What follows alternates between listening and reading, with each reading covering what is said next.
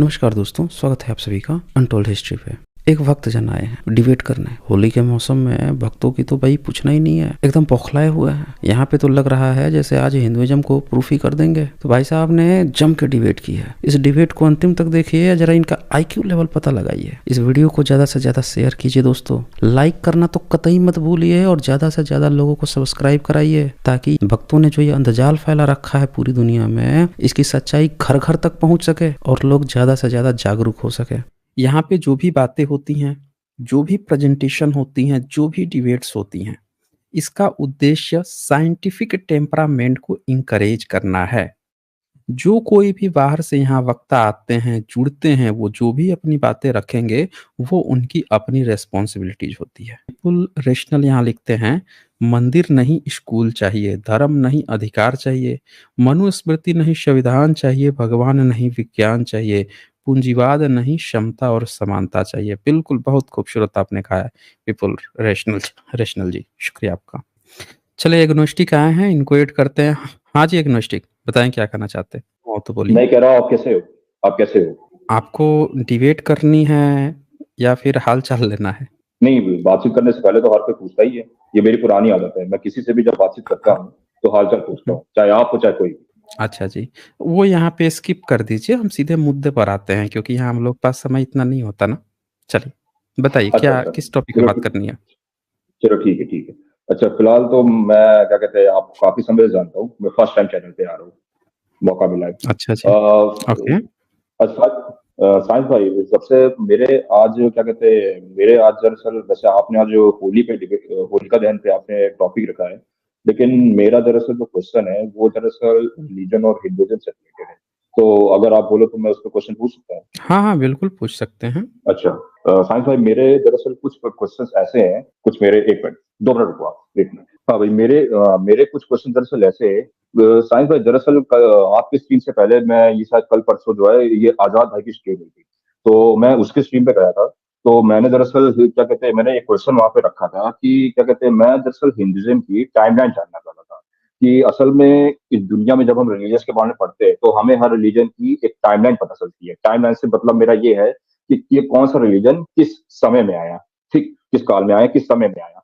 ये बात मैंने आजाद भाई से पूछी तो उन्होंने मुझे ये कहा, वहां पे जो जो लोग बैठे थे, अमित, आजाद, सब लोग, तो उन्होंने कहा कि आप ये चीज साइंस भाई से पूछो, तो उनको वो ज्यादा अच्छा बता पाएंगे, तो उनको हिस्ट्री, आर्कियोलॉजी का ज्यादा नॉलेज है। तो साइंस भाई, मेरा सवाल ये है कि हिंदुइज्म की टाइमलाइन क्या है? किसी समय में, किसी काल में तो ये भी शुरू हुआ होगा। आपका इस पर क्या राय है?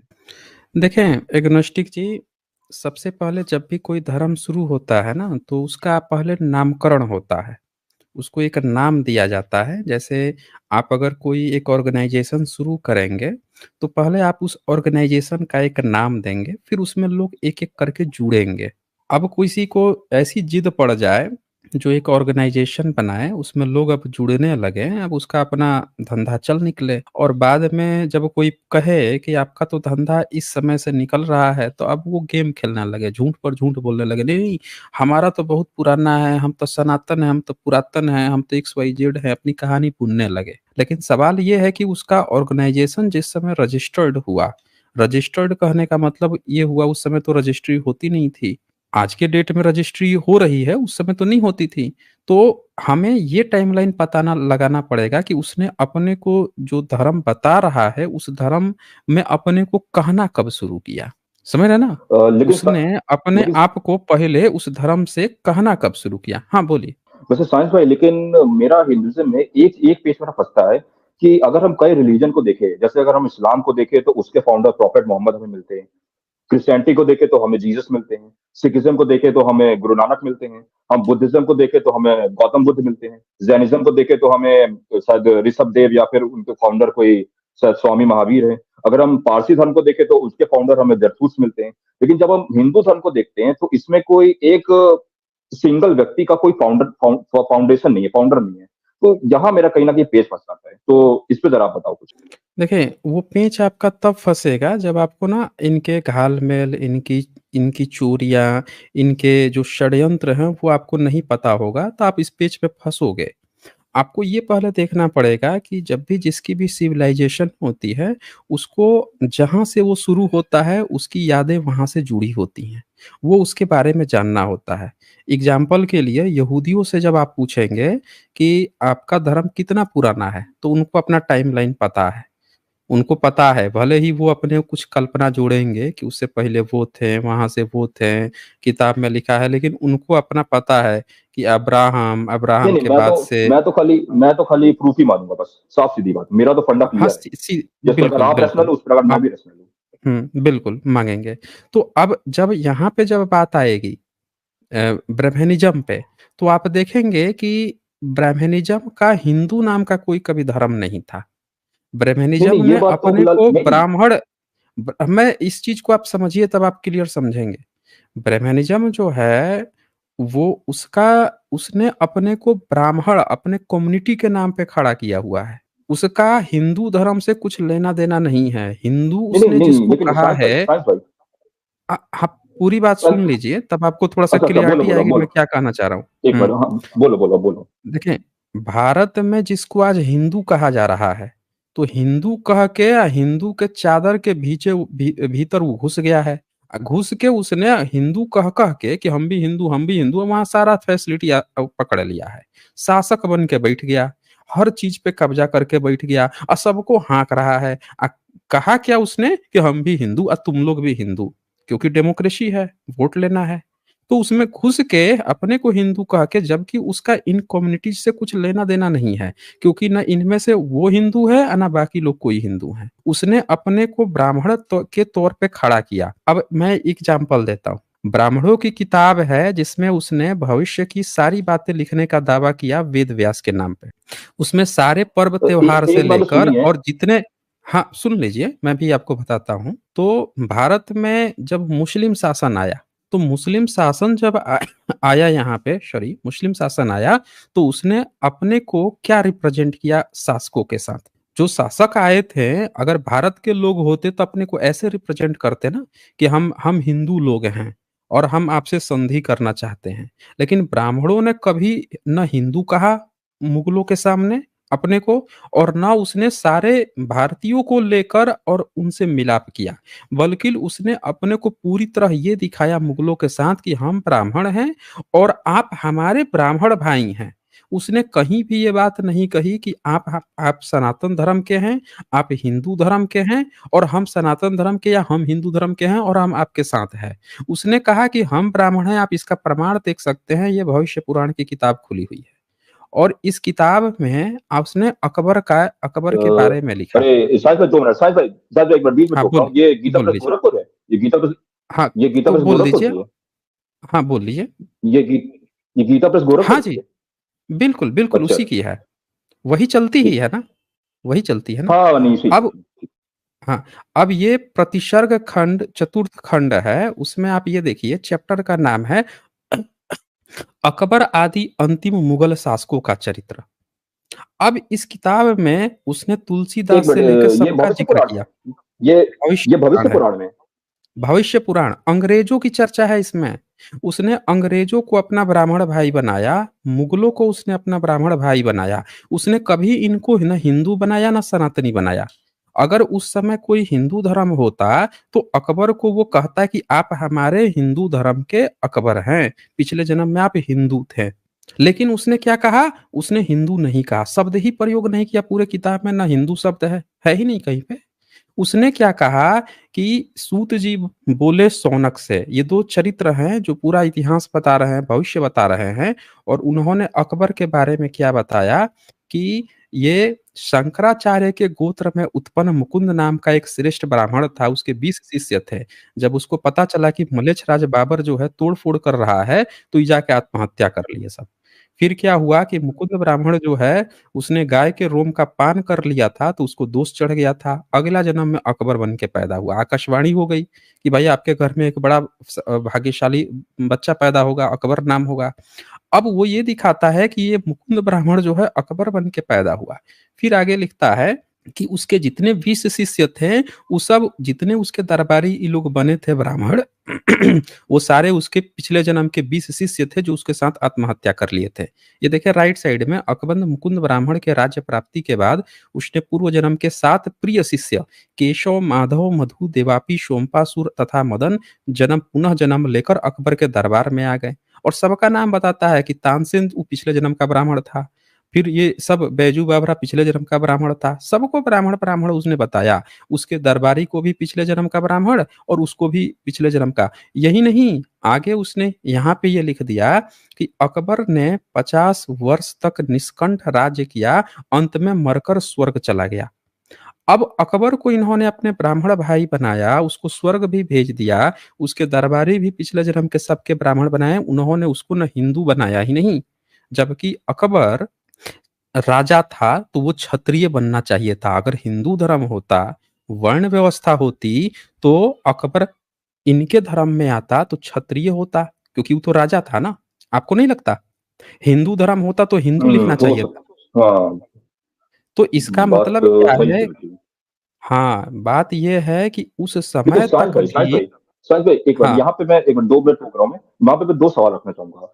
सबसे पहला तो ये बोलिए। कि मैंने मैंने जहां तक अपने अपनी तरफ से मैंने जितना जोर लगाया पढ़ा हूँ, मैंने हम्म। हमेशा मैं इस निष्कर्ष पर पहुंचा हूँ कि ये जो हिंदू शब्द है ना, ये मतलब कभी था ही नहीं। ये हिंदू शब्द फारसियों के द्वारा दिया हुआ है। मतलब आप एक तरीके से ये समझो, दरअसल मतलब जब हम्म। वैदिक वैदिक सनातन धर्म जब शुरू हुआ होगा, उसकी प्रैक्टिसेस रिचुअल्स सब चलते होंगे। नहीं, कभी तो शुरू था नहीं। देखिए, कभी नहीं था।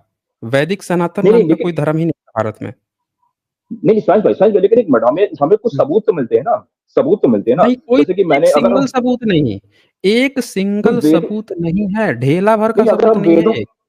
नहीं साइंस भाई 2 मिनट, वेदों की अगर हम बात करें बोलिए। तो नहीं, वैसे हम्म। मैं किसी के सपोर्ट में नहीं हूँ, लेकिन फिर भी मैं जहां तक देखा हूँ पढ़ा हूँ, मैं उसके हिसाब से बता रहा हूँ। अगर वेदों की भी हम बात करें तो उसका उसको भी तकरीबन 1500 1400 ईस्वी पूर्व में लिखा गया है। मैंने ये चीज पढ़ी है। नहीं, तो नहीं, इस नहीं, पे झूठी बात है।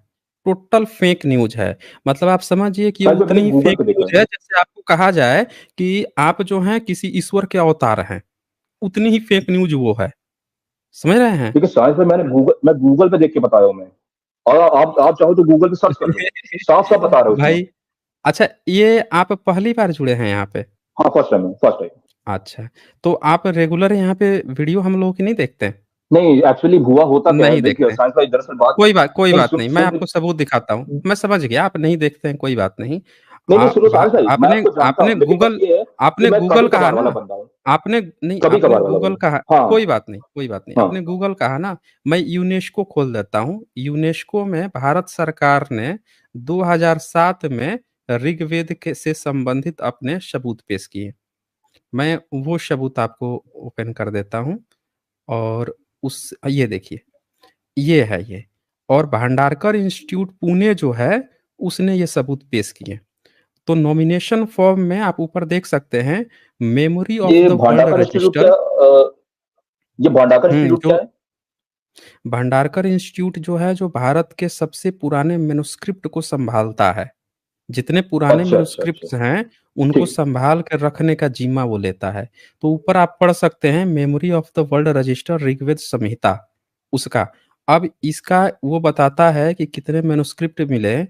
और आप ये देख सकते हैं कि out of the total 28,000 manuscript housed at the Bhandarkar Oriental Research Institute, Pune.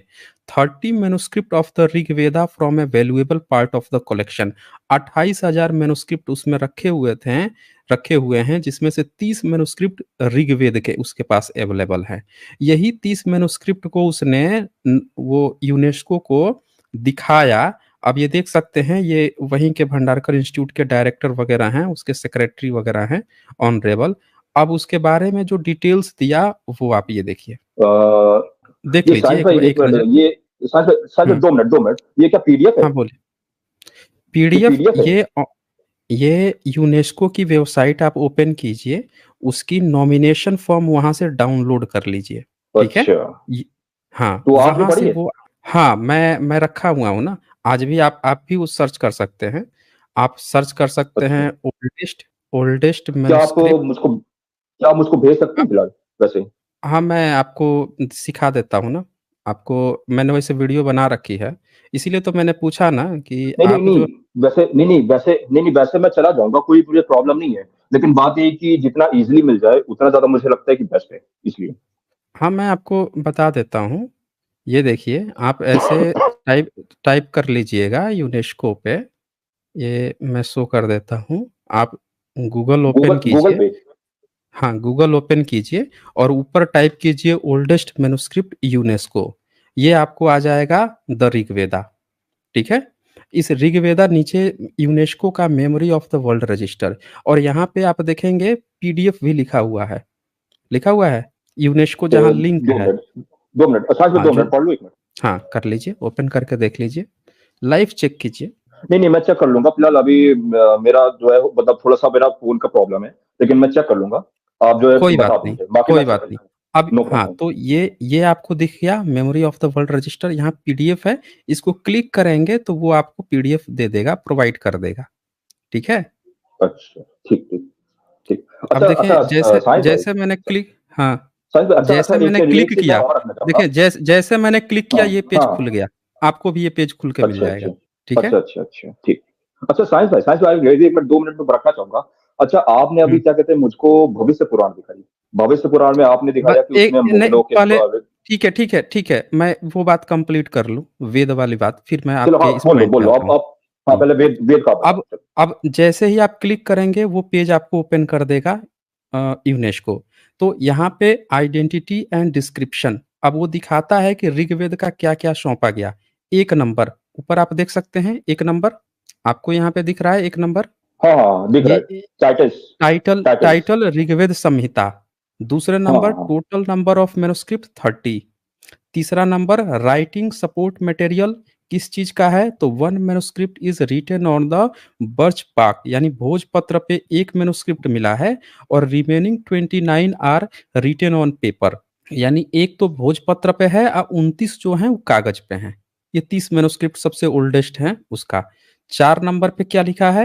One manuscript written on birch bark is the ancient Sharada script, उस शारदा स्क्रिप्ट पे लिखा है। ये एंड द बर्च बाग क्या है? रिमेनिंग ये बर्च साइंस भाई, बर्च बाग भोजपत्र, क्या है? अच्छा, अच्छा, ठीक, भोजपत्र, ठीक। ठीक, भोजपत्र, ठीक, और ठीक, ठीक। And the remaining 29 manuscripts are written in the Devanagari script.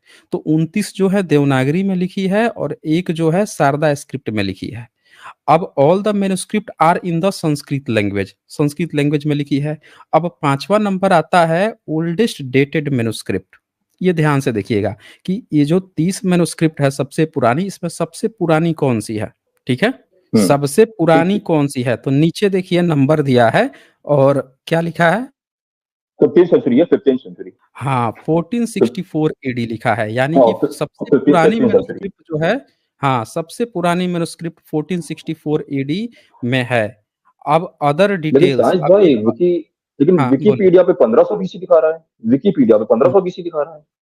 तो विकिपीडिया में आपने एक चीज़ गौर किया है ना कि विकिपीडिया कौन होता है? वो तो आप भी एडिट कर सकते हैं। हाँ, हाँ, एडिट हो सकता विकिपीडिया है क्या विकिपीडिया। होता है? विकिपीडिया ओपन सोर्स है ना, कोई भी व्यक्ति कहीं से भी बैठ के उसको चेंज कर सकता है। वहाँ पे तो पहले फेसबुक का भी लगा देते थे कि देखो इन्होंने एक ब्लॉग लिखा है, इसका रेफरेंस ये बात, एडिट कर दिया। कोई न्यूज़पेपर का आर्टिकल फेक न्यूज़ चल रहा है, उसका आर्टिकल दे के कर दिया। फर्जी एक वेबसाइट बनाइए, रेफरेंस दे दीजिए कि इस वेबसाइट में ये चीज़ लिखा है, अब वही चीज़ विकिपीडिया के पेज पे वहाँ डाल दीजिए, यही तो चलता है विकिपीडिया।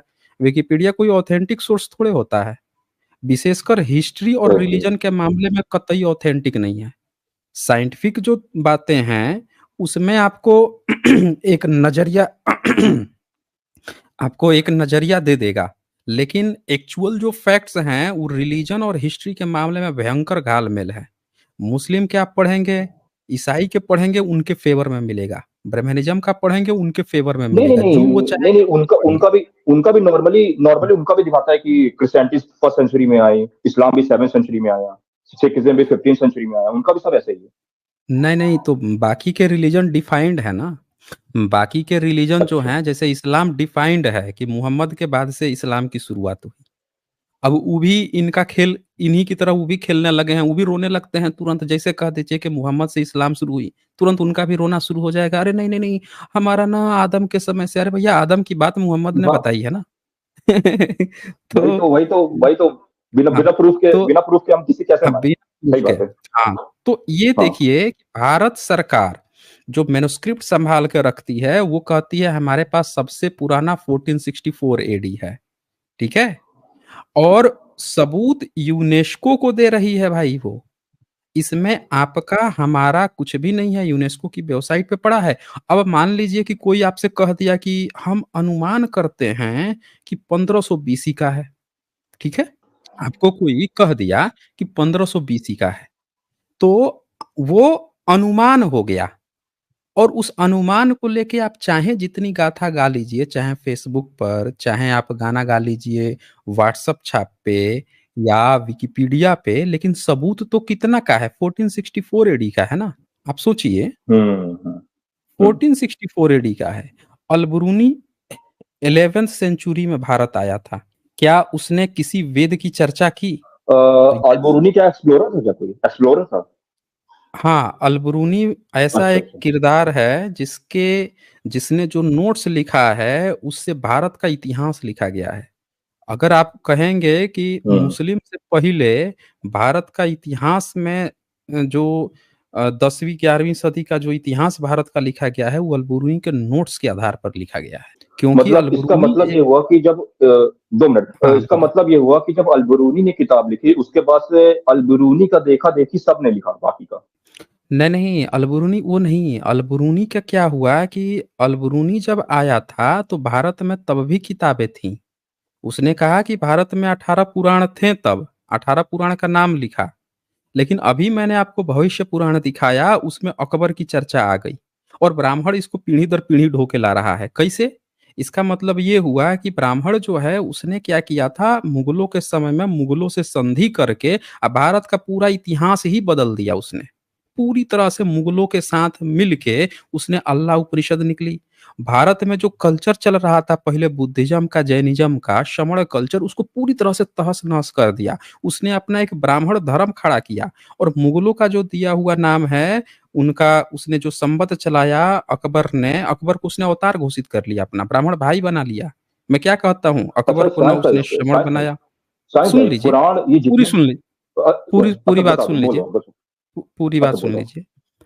अगर भविष्य पुराण जो है, लिखने पढ़ने का अधिकार भारत में किसी एससी एसटी ओबीसी को नहीं था, न किसी क्षत्रिय को था और न किसी वैश्य को था, वो लिख नहीं सकते थे। लिखने का काम सिर्फ ब्राह्मण का था। भविष्य पुराण उसने लिखा अकबर के समय में, और लिखने के बाद से पीढ़ी दर पीढ़ी आज तक ढो के वो लेकर आया। किताब छाप के वो बेच रहा, अनुवाद छाप के वो बेच रहा, आप और हम कुछ नहीं कर सकते। समझ रहे हैं ना? उसने भारत के पुराने कल्चर को खत्म करके उसने अपना एक नया धर्म बनाया, जिसको आज वो हिंदू धर्म की तरफ पेश करना चाहता है। हिंदू शब्द आपने कहा पारसियों का है, फारसियों का है भाई। नहीं नहीं मुगल नहीं ही तो नहीं, कहते एक बार थे कि सब साइंस हिंदू भाई, हैं। 2 मिनट, 2 मिनट, हम्म। 2 मिनट, साइंस भाई, 2 मिनट। बोलिए, दरअसल ये बोलिए। फारसियों का क्या था, देखिए जहां तक मैंने इतिहास पढ़ा, इन फारसियों का क्या था, ये शायद कहीं ना कहीं ये उस समय भारत में शायद एक सिंधु नदी थी, अभी भी है। ये शायद सिंधु का सा बोल नहीं पाते थे, ये फारसी जो है सिंधु का सा बोल नहीं पाते थे, व्हाट्सअप ये सिंधु को यूनिवर्सिटी, बोलते थे। व्हाट्सअप यूनिवर्सिटी क्या का ये मतलब? ज्ञान है। व्हाट्सअप यूनिवर्सिटी का ये व्हाट्सएप? ज्ञान है। हाँ, व्हाट्सअप यूनिवर्सिटी। ये बताइए, पारसी जो है आपको नहीं सिंधु मैंने नहीं ये बोल नहीं पाते हैं। नहीं, एक बात मैंने बताइए, ये ये नितेश जमशेदपुर। राजपूत के चैनल पे देखा नहीं, था मैंने, नितेश अरे राजपूत भाई के तो चैनल पे देखा जो जिसके भी चैनल पे आपने देखा हो, हम आपसे ये कह रहे हैं कि यहाँ सिर्फ सबूत मायने रखता है ना। जमशेदपुर नाम सुना है आपने, जमशेद जी टाटा? था। हाँ सुना सुना, हाँ जमशेदपुर ये सुना, बताइए वो जमशेदपुर सुना। कौन से धर्म को मानने वाले हैं वो? फारसी। पारसी हैं। उनके नाम में स शब्द है। जमशेद, हाँ सैयद आरम। आ रहा है ना, सेद, जमशेद। हाँ। तो आप जरा सोचिए कि जिस व्यक्ति जो पारसी है उसके नाम में खुद स आता है। सिंधु नदी का नाम सिंधु रह गया। कह रहा है कि सिंधु को वो बोल नहीं पाते तो सिंधु का नाम तो हिंदू रखते ना। और वो होते कौन है पारसी? भारत में पारसी आए कब हैं? वो तो शरणार्थी बन के आए हैं 8वीं 9वीं 10वीं सदी में, जब मुस्लिम उधर कब्जा नहीं कर नहीं, ये लिया नहीं भारत नहीं, में, तो वो हाँ जब शरणार्थी ये बन के भारत में रशीदुल आए। रशीद ये रशीदुल खलीफेट ने जब ससनेट एम्पायर को खत्म कर दिया था उसके बाद ही आए हैं। हम्म। तो वो ये बताइए, जो शरणार्थी बन के आता है वो आपका नाम बदल देगा? हम्म। आपसे जो आ रहा है, आप ब्रिटेन में जा रहे हैं शरणार्थी बन के, आए डोंकी नीति लेकिन से, आप जाके खुद उससे मदद मांग रहे हैं कि हमको रहने लेकिन दो, नहीं और आप नहीं लेकिन ब्रिटेन का लेकिन नाम ही साइंस भाई बदल साइंस देंगे। हाँ, हाँ, नहीं नहीं बोलिए। साइंस भाई लेकिन एक मिनट 2 मिनट 2 मिनट हम्म। साइंस भाई यहाँ पे चलिए मैं दरअसल पारसियों तो ठीक है, लेकिन मैं पारसी के साथ साथ कहीं ना कहीं मैं फारस की बात कर रहा हूँ। फारस से मेरा मतलब है पर्सिया, आज के समय जो ईरान है, तो पर्सिया फारस फारस। तो नाम में ही, वहां पे सुनिए, पारसी में भी स है और फारस में भी स है।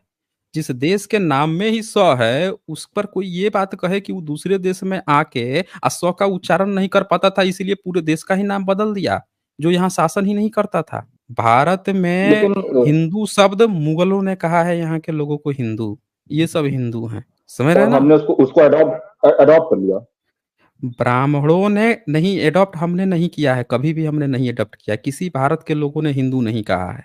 ब्राह्मणों ने भी अपने को हिंदू नहीं कहा अकबर के समय में। अभी मैंने आपको किताब खोल के दिखाया भविष्य पुराण, कि ब्राह्मणों ने कभी भी अपने को हिंदू नहीं कहा।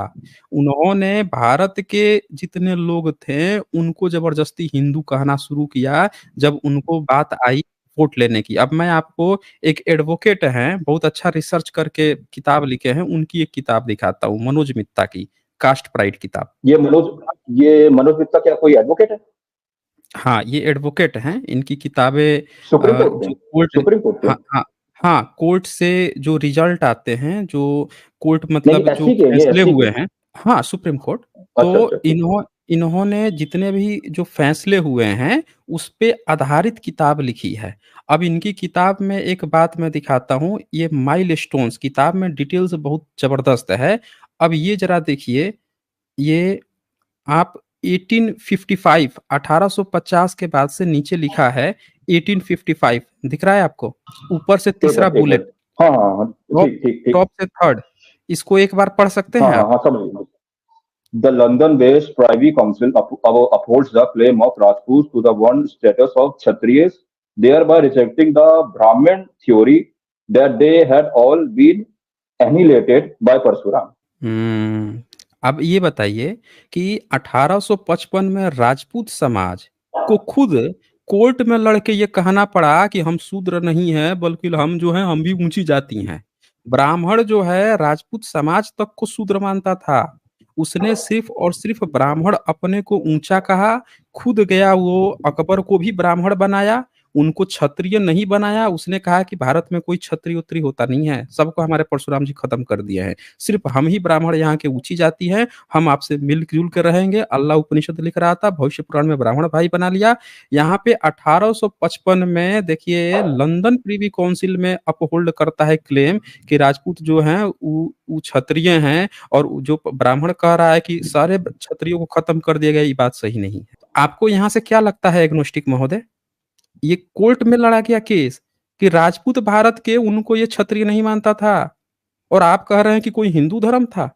सोचिए जरा, भारत मुझे में मुझे क्षत्रिय कहाँ से नहीं धर्म आएगा नहीं भाई। मुझे हम्म। मुझे मुझे देखना पड़ेगा। लेकिन साइंस भाई यहाँ पे मैं एक पॉइंट रखना चाहता हूँ। जब क्या कहते हैं शाखा मनीषी साम्राज्य के राजा डेरियस द ग्रेट ने जब इंडिया पे हम्म। अटैक किया था, तो उसने उस समय कौन से भारत भारत में और कुछ ये, हाँ बोलिए, पूरी बात नहीं रखिए। नहीं डेरियस द ग्रेट अकेमेनेट एम्पायर के एक राजा थे। आपने शायद सुना होगा अकेमेनेट एम्पायर। तो डेरियस द ग्रेट ने जब इंडिया की तरफ कैंपेन्स करी थी अपनी, तो उस समय कुछ अफगानिस्तान में, कुछ पाकिस्तान में और ज्यादातर भारत में उस समय महाजनपद थे, आपने सुना होगा।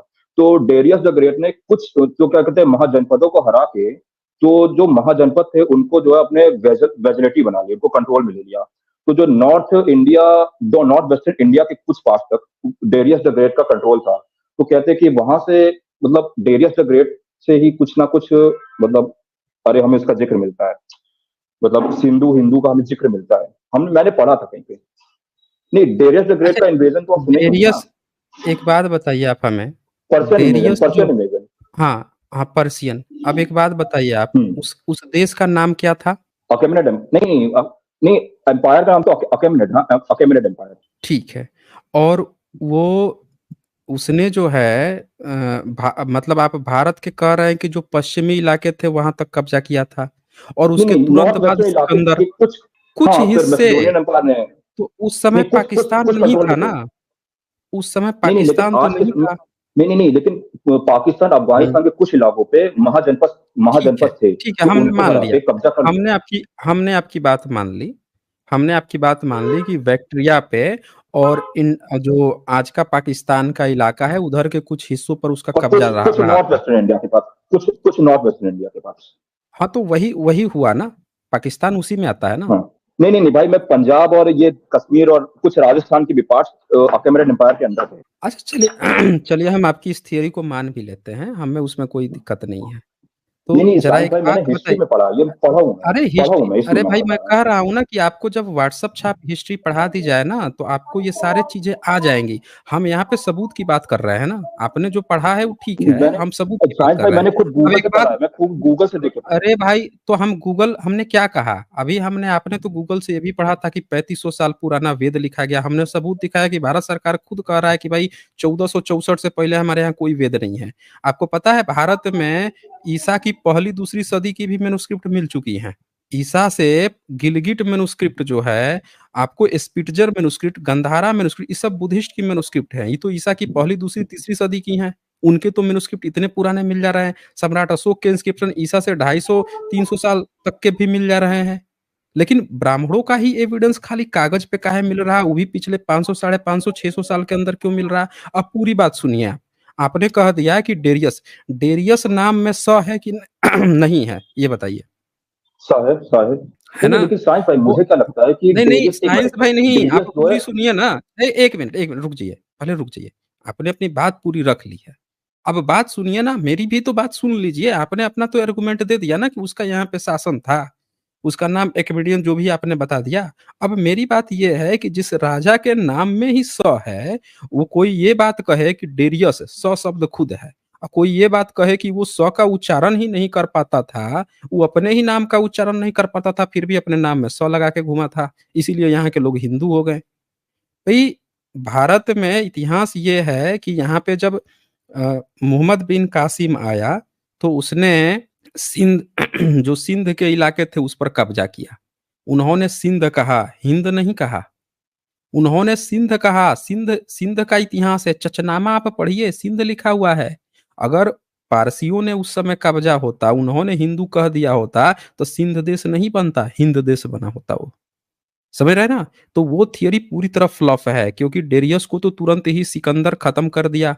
उनकी बीबी जो थी, बच्ची जो नहीं थी, नहीं दोनों वो को उठा नहीं ले मैं, गया था वो। नहीं साइंस भाई मैं डेरियस फर्स्ट की बात हाँ कर रहा हूँ। बोलिए। सिकंदर ने तो डेरियस थर्ड को खत्म किया था ना।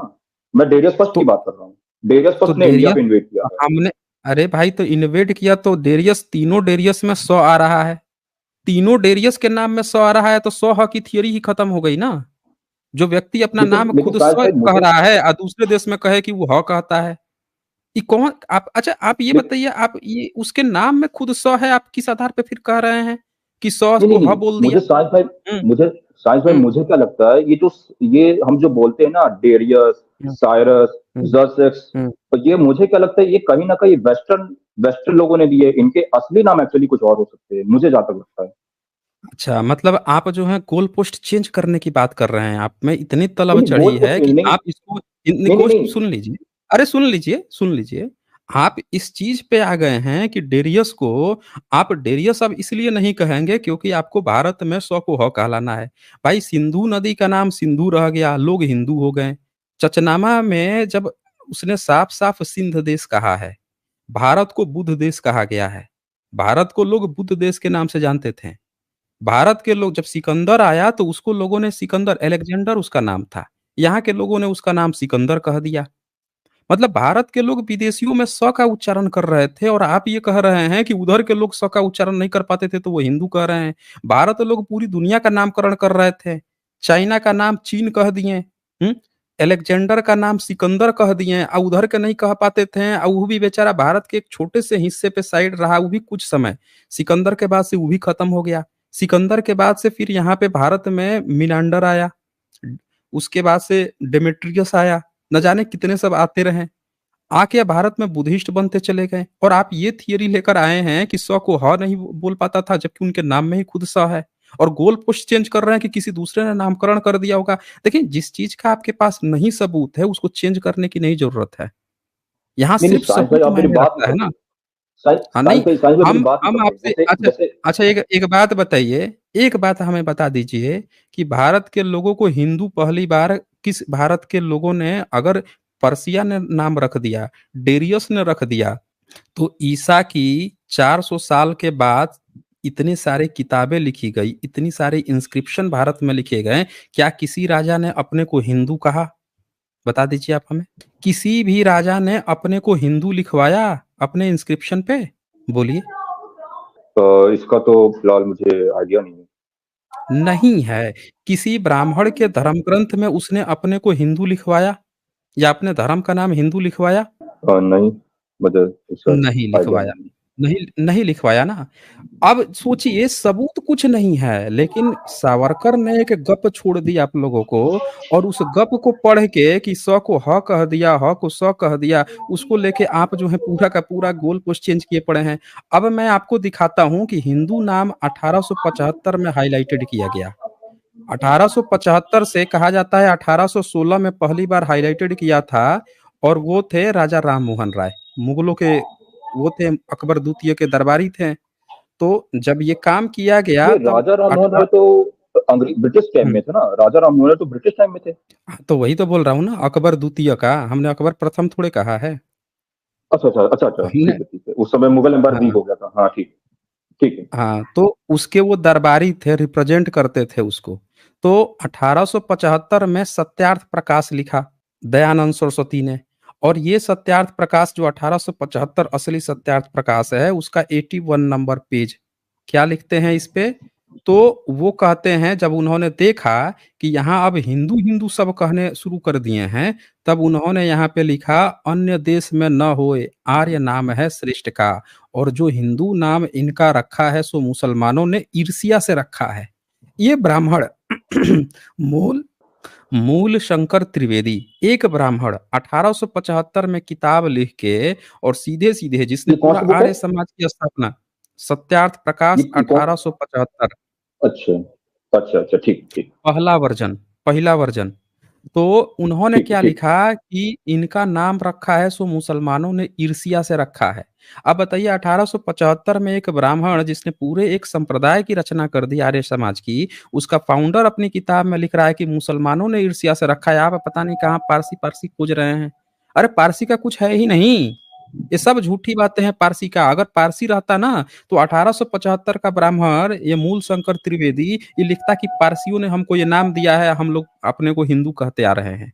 ये विरोध कर रहा है। जब किसी ने हिंदू कहना शुरू किया, तब ये कह रहा है कि मुसलमानों ने ईर्ष्या से रखा है हिंदू नाम। और आगे क्या लिखता है, इसका अर्थ है दुष्ट, नीच, कपटी, छली और गुलाम। इससे यह नाम भ्रष्ट है, किंतु आर्यों का नाम हिंदू कभी नहीं रखना चाहिए। अब ये कह रहा है कि हिंदू नाम तो कभी रखना ही नहीं चाहिए, ये तो मुसलमान हमसे ईर्ष्या करता है इसलिए हमको हिंदू बोल रहा है। तो आपको जो थियरी पकड़ा दी गई है ना, वो झूठी थियरी है। अब एक बात बताइए, अंग्रेजों के समय में सारे ब्राह्मण जो हैं, जब उनको उनकी किताबें पब्लिश्ड होने लगी, अभी तक कोई नहीं पढ़ता था, कोई संस्कृत पढ़ना अलाउ नहीं था, तब कोई नहीं जानता था क्या है। जैसे पोल खुल गई, किताबें छप गई, इंटरनेशनली पे चर्चा हो गई कि इसमें तो क्या-क्या गंदी संदी बातें लिखी हैं। तब ब्राह्मणों ने तुरंत समाज सुधार के नाम पे अलग-अलग ब्रांच बना ली। अब बताइए, हिंदू धर्म नाम से क्यों नहीं ब्रांच बनाई? या किसी ने अपने को हिंदू क्यों नहीं कहा? इन्होंने आर्य समाज बनाया। राजा राम मोहन राय ने अपना एक ब्रांच बनाया था। उसके बाद से केशव दत्त ने बनाया ब्रह्म समाज, नया समाज, पुराना समाज, आदि समाज। ये गायत्री परिवार बन गया, रामकृष्ण परमहंस बन गया। एक वो आई थी, भगवती निवेदिता आई थी, एनी बेसंट आई थी, उन्होंने सनातन धर्म नाम से किताब लिख दी पहली बार, तब सनातन धर्म भी प्रचलित नहीं था। तो ये जितने नाम हैं आप लोगों के, किसी ने भी अपने को हिंदू धर्म के नाम से न खड़ा किया। समझ रहे हैं ना? तो अब तो बताइए मतलब आप कुल हमें कि मिला आपका के धर्म फिर था कहाँ पे? कहाँ था आपका धर्म फिर? नहीं नहीं, तो कुल मिला के मैं ये मानूं कि मतलब मैंने जो ये बात पढ़ी है कि ये जो हिंदू शब्द है ये ज्योग्राफिकल टर्म्स के लिए यूज किया जाता था, ये रॉन्ग है? किसने किसने कहा आपसे ये बात? ये नहीं, बात मैंने कब तो यही किसने मतलब कही है? ये मैंने बात पढ़ी थी। मैंने क्या कहते हैं ये, जब फारसियों ने हमला किया था भारत पर, ये तभी तभी से मतलब ये तभी अरे से बताया भाई जाता है कि ये फारसी नहीं, फारसी कब हमला किया था? क्यों कहानी आप बार-बार पारसी-पारसी ले आ रहे हैं? उसका कोई मतलब ही नहीं है यहाँ पे। पारसी के बाद से भारत में इतने सारे शिलालेख मिल गए हैं, किसी शिलालेख में जब हिंदू की चर्चा नहीं नहीं है, तो नहीं आज ये कौन पारसी हिंदू पारसी कहानी ये बनाता हिंदू शब्द ये हिंदू है? शब्द जो है सनातन से कंबाइन हो गया, या सनातन बन गया हिंदुइज्म, मैंने ये सुना है नहीं, बस। सनातन सनातन का हिंदू से कुछ लेना-देना ही नहीं है, सनातन बुद्धिज़्म को कहा जाता है। सनातन का इन लोगों से कुछ लेना-देना, इनका अपना ब्राह्मण था, इन्होंने अकबर को कभी सनातनी नहीं बनाया, इन्होंने सनातन धर्म नहीं बनाया, इतनी सारी ब्रांच बनाई तब ना हिंदू धर्म बनाया। ये सब अपने नया समाज, पुराना समाज, ये समाज, आदि समाज, गायत्री परिवार, रामकृष्ण परमहंस, आर्य समाज बना रहे थे। तो आपको गलत पट्टी पढ़ा दिया। सनातन जो है एक विशेषण है, जो बुद्धिज़्म में उनकी जब धम्मपद आप पढ़ेंगे, उनके प्रमाण हैं कि ईसा से पहली दूसरी सदी में लिखे गए थे श्रीलंका में, उनके सबूत हैं। उन किताबों में पढ़ेंगे, यमक-वग्गो पढ़ेंगे, वहाँ पे आपको मिलेगा कि बुद्धिज़्म को ही सनातन धर्म कहा गया है। समझ रहे हैं ना? आपको ये गलत पट्टी किसी ने पढ़ा दी है, सनातन हिंदू, हिंदू किसी ने नहीं लिखा है। अरे ब्राह्मण ने अपनी किसी किताब में हिंदू शब्द नहीं लिखा है। ये पारसी वाला पट्टी किसने पढ़ा दिया? क्या ब्राह्मणों ने कहीं चर्चा की है कि पारसी आए थे, उन्होंने हिंदू नाम दिया? बता दीजिए आप हमें। मैंने बस इतना ही सुना है कि सनातन वैदिक धर्म था, लेकिन सुना ये जब आपने, ये बताइए तो क्या ब्राह्मणों ने अपनी किसी किताब में लिखा है ये बात?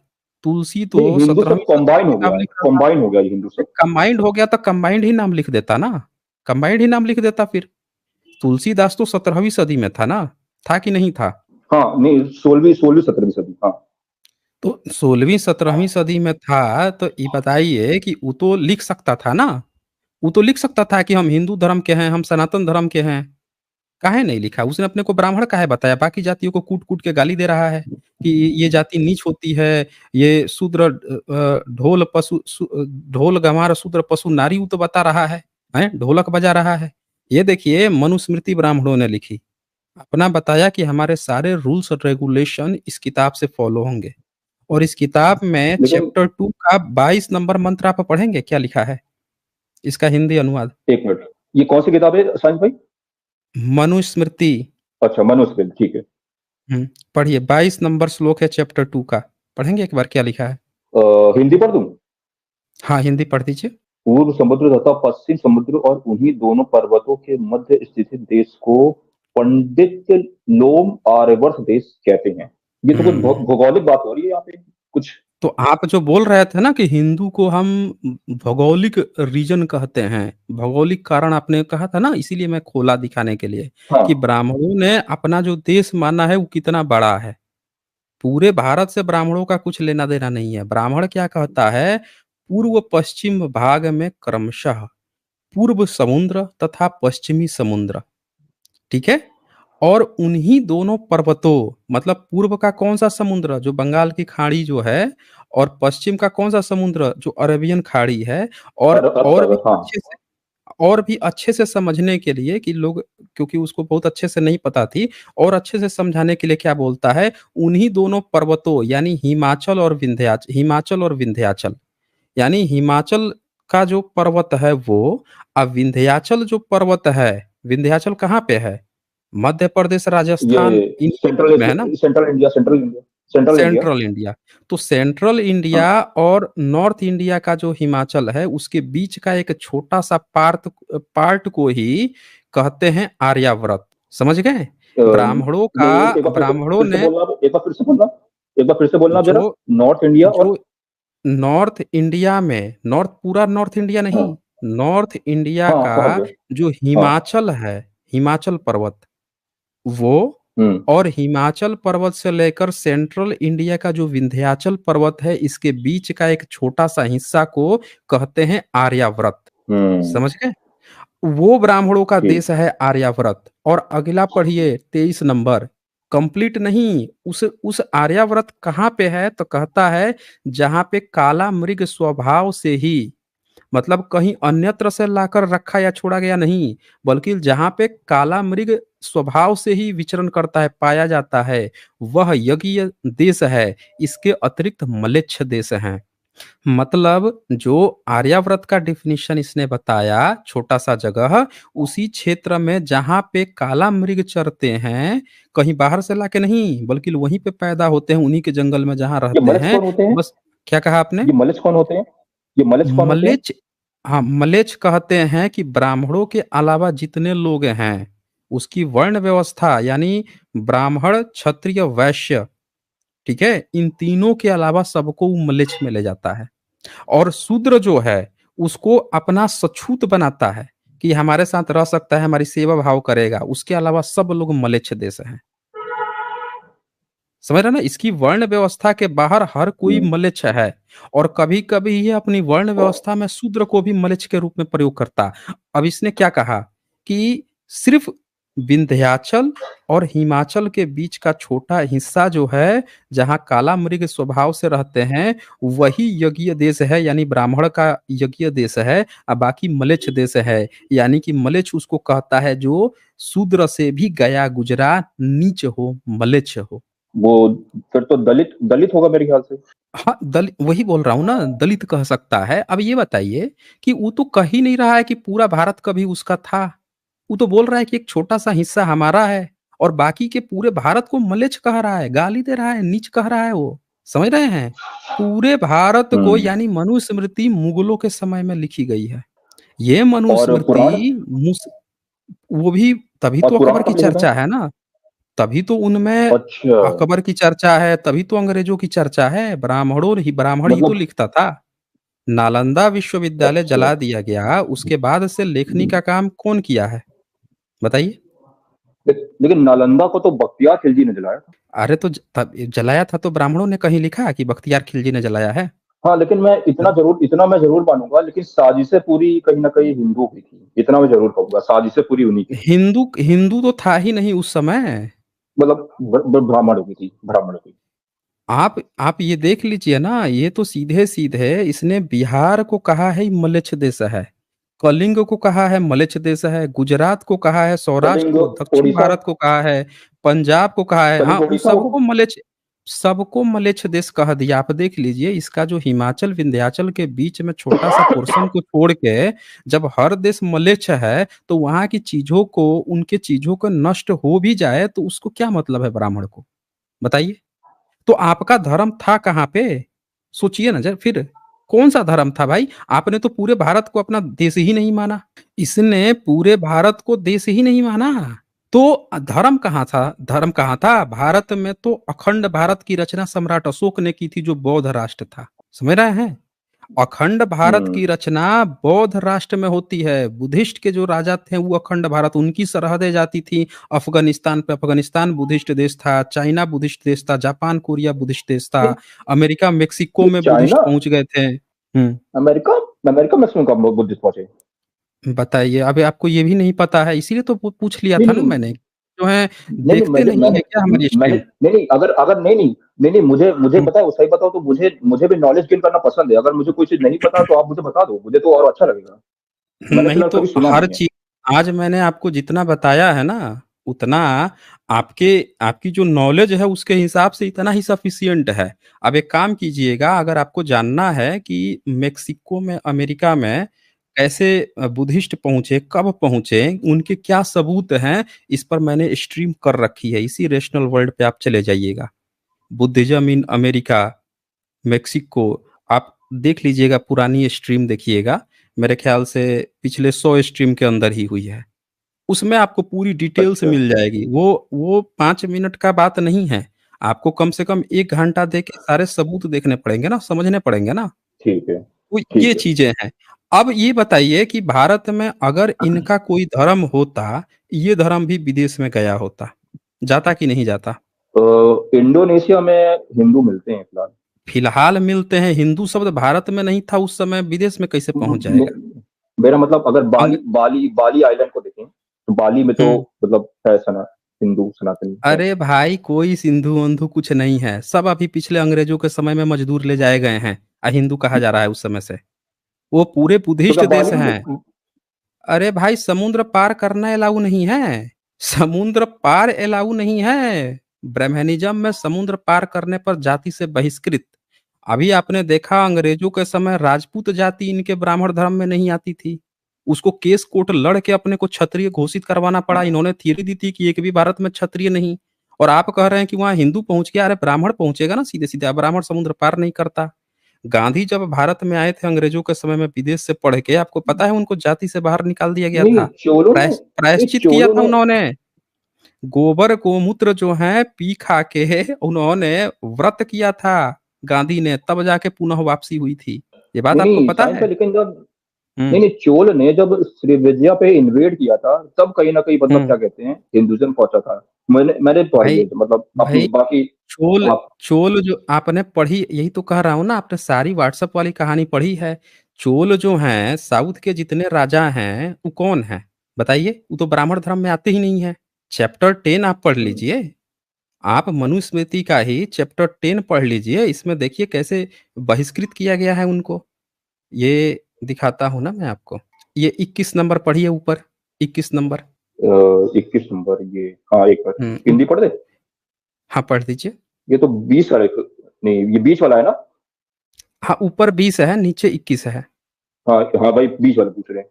संज्ञक ब्राह्मण से ब्राह्मणी में भूर्ज कंटक संज्ञक पासी पुत्र उत्पन्न होता है। देश भेद से इसके श्रावण से, ये कुछ सही समझ नहीं आ रहा। पाठ धन चलिए मैं आपको बता देता कुछ। हूँ, मैं आपको बता हाँ देता हाँ, हूँ। आप ही पढ़ दो, आप ही पढ़ दो। देखिए 20 नंबर श्लोक कहता है, द्विज द्वारा अपने समान वर्ण वाली स्त्रियों में उत्पादित यज्ञोपवीत संस्कार के अयोग्य एवं सावित्री से भ्रष्ट पुत्रों को व्रात्य कहा जाता है। ये कहता है कि अगर कोई द्विज है यानी ब्राह्मण क्षत्रिय वैश्य, उसके समान कोई वर्ण वाली है, उससे बच्चा पैदा किया, अगर वो संस्कार यज्ञोपवीत संस्कार जनेऊ लायक नहीं है, तो उसको कहा जाता है कि ये भ्रष्ट, मतलब कि उसको व्रात्य कहा जाता है। ऐसा द्विज का संतान जो वो नहीं है, यज्ञोपवीत के लायक नहीं है, यानी कि उसने किसी दूसरे वर्ण से शादी कर ली है, तो उसका बच्चा जो होगा उसका यज्ञोपवीत नहीं होगा, उसको कहते थे व्रात्य। अब 21 नंबर में क्या कहता है? व्रात्य यानी वैसे बच्चे जो किसी दूसरे वर्ण से द्विज ने शादी करके जो बच्चे पैदा किए हैं, उनका यज्ञोपवीत नहीं हुआ है, व्रात्य।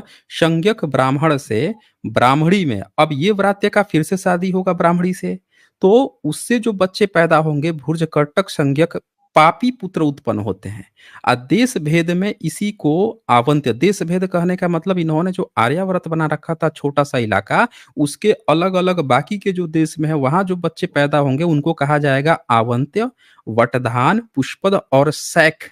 शैख जो आपने सुना होगा मुस्लिम में शैख, वो नाम तक इन्होंने सिर्फ दिया सुना है है। कि हाँ वो आपने नाम सुना है, उसको ये व्रात्य कह रहे हैं। लेकिन जो मैं आपको दिखाना चाहता हूं वो है 22 नंबर।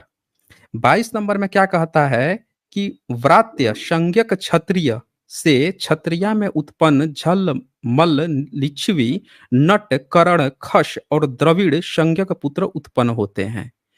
यानी कि ये कह रहा है कि ये वैसे व्रात्य हैं जो जिनका यज्ञोपवीत नहीं होता है, जनेऊ नहीं होता है, और ये लोग जो हैं इनको भल, झल, भल, लिच्छवी, निच्छवी, नट, करण, खश और द्रविड़, ये सब के सब अपने को क्षत्रिय मानते हैं, लेकिन इनका जनेऊ संस्कार नहीं होता है।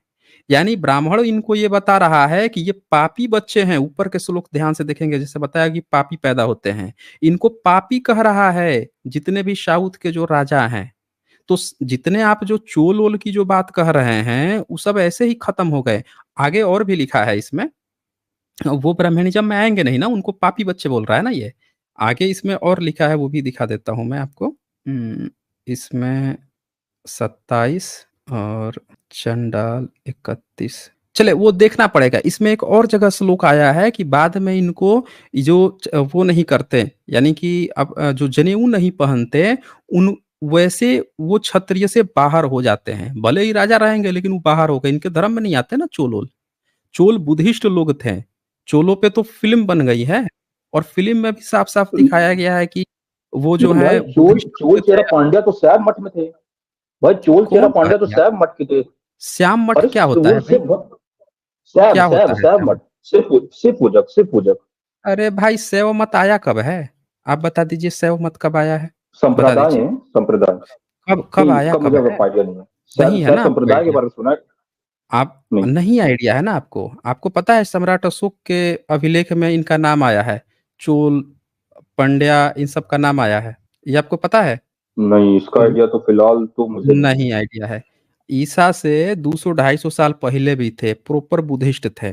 और मैंने रामानुजम का वो किया है यहाँ पे, रामानुजम का जीवनी किताब लिखी गई है जो 12वीं सदी 13वीं सदी का था। आप उसको पढ़ लीजिए। जब वो जाता है चोल राजाओं के पास, तो वो भी ये बात कहते हैं कौन कौन? कि चोल रामानुजाचार्य अच्छा, 12वीं रामानुजाचार्य 13वीं कौन सदी है ये? का विशिष्ट विशिष्ट अद्वैताचार्य, जो शैव मार्ग आप कह रहे थे, हाँ, शैव संप्रदाय, हाँ। शैव संप्रदाय कह रहे थे ना, उनको हाँ अद्वैतवाद हाँ, कहा शैव जाता है। संप्रदाय। तो वही अच्छा अद्वैत जो अच्छा। है आगे चल के विशिष्ट अद्वैता बनता है रामानुजाचार्य। वो अपने जीवनी में लिखता है कि जब वो जाता है चोल राजाओं के पास, सोचिए 12वीं 13वीं सदी में, तो जब वहां पे जाता है तो सारे बुद्धिस्ट राजा थे, वैल्यू नहीं देते थे इन लोगों को उतना।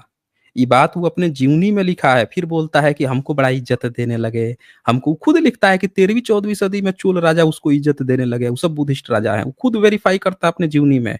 आप कह रहे हैं कि वो सब शैव संप्रदाय के थे, हैं?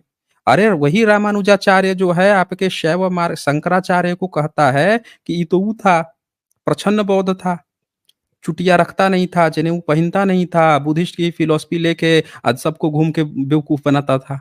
ये आपके रामानुजाचार्य 13वीं सदी में कह रहा है। तो आपका क्या है ना, आज तक आपको जितनी भी चीजें पढ़ाई गई हैं, वो सारी की सारी आपको बेवकूफ बनाने के लिए पढ़ाई गई है। असल इतिहास से आपको कोसों दूर कर दिया गया है। समझ रहे हैं ना? मेरे ख्याल से आज मैंने आपको काफी समय दिया है और जितनी भी डिस्कशन हुआ है, आप इन चीजों को देखिएगा। अगर फर्दर आपको इस पर कभी ऐसा लगता है कि इस पर मुझे बहस करनी चाहिए, तो आप आइएगा, आपका स्वागत रहेगा। ठीक है? चलें आगे बढ़ते हैं हम लोग और देखें अब कौन आए हैं। यहाँ पे कॉस्मोस गैलेक्सी जो हैं वो लिखते हैं, मुझे तुम्हारी यादों में नहीं तुम्हारे संग जीना है, शक करते हुए जीना जीने से अच्छा है सवालों के साथ मरना। अच्छा जी, कॉस्मोस गैलेक्सी जी, बड़ा गजब का आपने लिखा है जी। और हेमंत शंकारिया जी का यहाँ सुपर स्टिकर है, शुक्रिया आपका। आइजक यहाँ लिखते हैं, does Holi that Hindu play usually with colours find its root in the Mughal era और it's just simply a festival which have had been occupied by Hindus. नहीं, ये डेट जो है ये बुद्धिज्म की डेट है। हमने आपको दिखाया था कि ये डेट जो है बुद्धिज्म की डेट है, ठीक है? और इन्होंने क्या किया है, वो महिलाओं का पर्व था, इन लोगों ने बस उसको कब्जा कर लिया है और कब्जा करके उस पर ये अपना वो दिखा रहे हैं कि हमारा होली है। कलर की बात नहीं आई है। अलबरूनी के मैंने आप लोगों को नोट्स भी दिखाए थे और उस नोट्स में ये भी दिखाया था मैंने कि वो लिखा था कि महिलाओं का यह पर्व था, महिलाएँ कुछ आग-वाग जलाती थी, अपना जो भी चीज़ करती थीं। ब्राह्मणिज़्म में क्या किया है, उसमें गुलाल, अबीर और तरह-तरह की चीज़ें लाद दी हैं और उसको कब्ज़ा करने की कोशिश की है। ये चीज़ है यहाँ पे। तो मेरे ख़्याल से वो पॉइंट मैं अगर दिखा दूँ तो ज़्यादा बेहतर रहेगा। ये अलबरूनी का नोट्स है और यहाँ आप देख सकते हैं 15वीं फाल्गुन, चूँकि उस समय शक संवत था। आप देखें ये फाल्गुन पूर्णिमा को आखिरी डेट मानते हैं। इनका जो सो कॉल्ड हिंदू धर्म जिसको मना रखा है विक्रम संवत को है, वो भी बुद्धिस्ट ही कैलेंडर, 15 दिन का अंतर आता है। तो लेकिन शक संवत था तो 15वीं फाल्गुन को, और इसमें लिखते हैं कि फाल्गुन की पूर्णिमा स्त्रियों का पर्व है। यह उदाद या धोल अर्थात दोल भी कहलाता है। उस दिन वे सब स्थानों में आग जलाते हैं, जो उन स्थानों से जहाँ वे चमाह पर्व में जलाते हैं, नीचे है और वे आग को गाँव से बाहर फेंक देते हैं। ये चीज़ था यहाँ पे। यहाँ पे कहीं ये बात नहीं आई है कि आपको रंग पोतना है, गुलाल लगाना है या ये चीज़ करना है। नहीं, स्त्रियाँ अपनी मनाती थी, उनकी पर्व थे। अलबरूनी लिखा है कि भारत के पर्व त्योहार स्त्रियाँ और बच्चे ही मनाते थे। ये तो आज की डेट में जो वो हो गए हैं, ज़्यादा घुसा दिया गया है, कहानियाँ बदल दी गई है, होलिका जला दी, ये कर दी, वो कर दी, तरह-तरह की चीज़ें कर दी गई हैं। बेसिकली बुद्धिज़्म जिसका कैलेंडर होता है, उसी का पर्व होता है, बुद्धिज़्म का कैलेंडर था। ब्राह्मणिज़्म का कैलेंडर ही नहीं है, पर्व-त्योहार का खाक बनाएगा। कभी आपने सुना है कि आप जो हैं अपना कोई पर्व-त्योहार मुस्लिम के कैलेंडर से मनाते हों? नहीं सुना होगा ना? आप अपना त्योहार ईसाई के कैलेंडर से मनाते हैं, ग्रेगोरियन कैलेंडर से मनाते हैं अपना पर्व त्योहार? नहीं मनाते। आप बुद्धिस्ट कैलेंडर से मनाते हैं। आप ईसाई के कैलेंडर से अपना जन्मदिन मनाते हैं क्योंकि आपका जन्म तब हुआ आप जब ईसाई का कैलेंडर था। तो ब्राह्मणिज़्म का जब जन्म हुआ, ब्राह्मणिज़्म जब आया तब भारत में बुद्धिस्ट कैलेंडर चलते थे। इसीलिए वो आज जितने भी अपने पर्व त्योहार मना रहा है बुद्धिस्ट कैलेंडर से मना रहा है। जैसे आप अपना जन्मदिन ईसाइयत का जो ग्रेगोरियन कैलेंडर आ गया है उस आधार पे मनाते हैं, तो ब्राह्मणिज़्म जब ब्राह्मणवाद की नींव खड़ी की गई तब भारत में बुद्धिस्ट कैलेंडर चलता था, इसीलिए उसके आधार पर वो मना रहा है। याद रखिएगा, कैलेंडर बुद्धिस्ट का है, पर्व त्योहार उसके हैं। अन्नू यहाँ लिखते हैं, महोदय संदर्भ से हटकर चैट भेजने के लिए क्षमा करें। क्या आप चंद्रवंशी राजाओं के प्राचीन इतिहास पर एक पुस्तक सुझा सकते हैं? मैं कनिष्क ताबूत पर मौजूद सूर्यवंशी चंद्रवंशी के बारे में जानना चाहता हूँ। सूर्यवंशी चंद्रवंशी के बारे में कहा गया है कि ये बुद्धिस्ट राजा थे, किंगडम था, और ये 7वीं सदी के बाद ही ये कल्पनाएं आई हैं, खुद को सूर्यवंशी कहना, चंद्रवंशी कहना। अब इस पर डॉक्टर राजेंद्र प्रसाद सिंह जी ने अपने कुछ-कुछ आर्टिकल्स लिखे हैं। एग्ज़ैक्टली इस पर अब किसका रिसर्च है, वो मेरे ध्यान में नहीं है। हाँ, मैं अपना अगर इस पर रिसर्च करूँगा, तो वो मैं आपको इस पर स्ट्रीम करके पूरा दिखा दूँगा। ठीक है ना? लेकिन ये चीज़ एकदम कन्फर्म है कि ये जो भी राजा अपने को सूर्यवंशी या चंद्रवंशी बाद में कहते थे, सारे लोग बुद्धिस्ट राजा थे, बुद्धिस्ट किंगडम था इनका। और इसके बाद से लियो द लायन किंग लिखते हैं, एसजे भाई इन महाशय ने सिर्फ सुना है और पढ़ा भी वो है जो इनको पता ही नहीं कहाँ पढ़ा था। इनसे तर्क वितर्क व्यर्थ तो नहीं, चूंकि अपने लोग सुन रहे हैं सत्य, किंतु इनके जैसे लोगों का आगमन समय का नाश है। हाँ, इनका एक सबसे बड़ी बात क्या थी कि इन्होंने सारी चीजें पढ़ी थी लेकिन व्हाट्सएप यूनिवर्सिटी से पढ़ी थी और सुनी ज्यादा थी।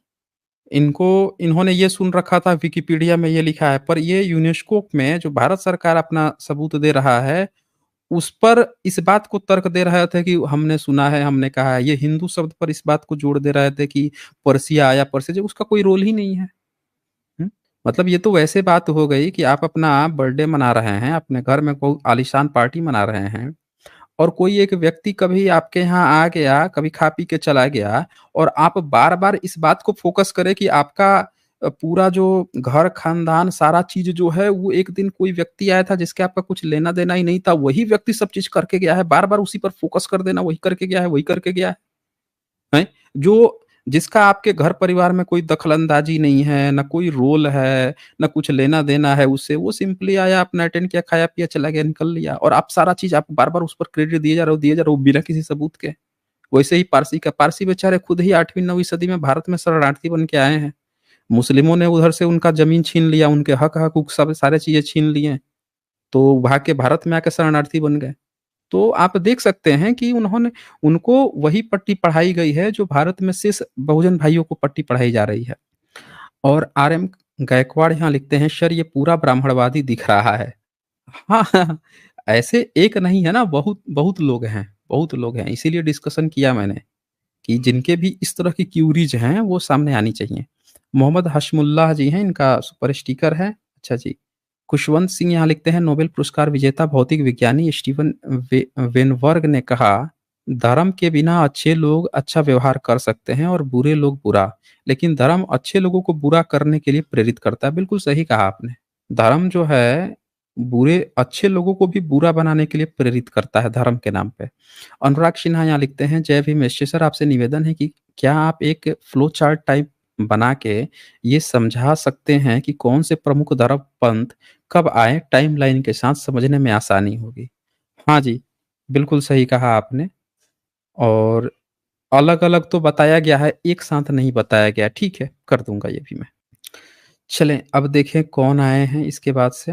अच्छा, जो आए थे उन्होंने अपना नाम रखा था आकाश शर्मा, मैं ये भी बता दूँ, शर्मा उनका सरनेम था।